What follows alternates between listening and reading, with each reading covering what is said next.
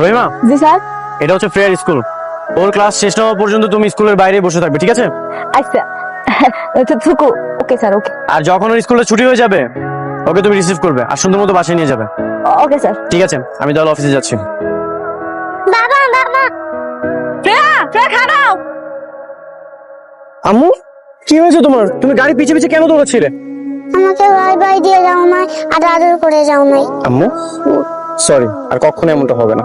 এই, তুমি দেখো না ও গাড়ি পিছে পিছে দৌড়াচ্ছিল, যদি ওর কিছু হয়ে যেত তখন কি হতো? স্যার, আমার কিছু না কই দৌড়টা দিছে। Stupid, irresponsible. আমি আগেই বুঝেছিলাম সবাইকে দিয়ে সব কাজ হয় না। আমি আর 2 দিন দেখবো।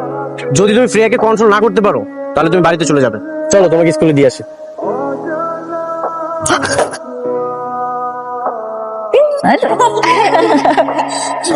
আম্মু চলো আমরা এখন ঘুমাই যাই।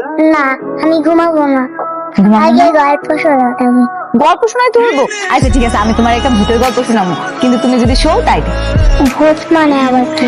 ভূত মানে হিরেই তো শোনাবো, তুমি শো তাইলে আমি শোনাবো। আগে গল্প শোনা। আগে শোনাইতে হইব। আচ্ছা শোনো, আমগো গ্রামে বট গাছে একটা মামতো বুদা ছিল। সেই মামতো বুতরা যেসব পিচ্ছিরা দুষ্টামি করে ফাইজলামি করে রাতের বেলা ঘুমায় না, ওকে ধরে নিয়ে যায়। তুমি কি চাও তোমার তুলে নিয়ে যাক?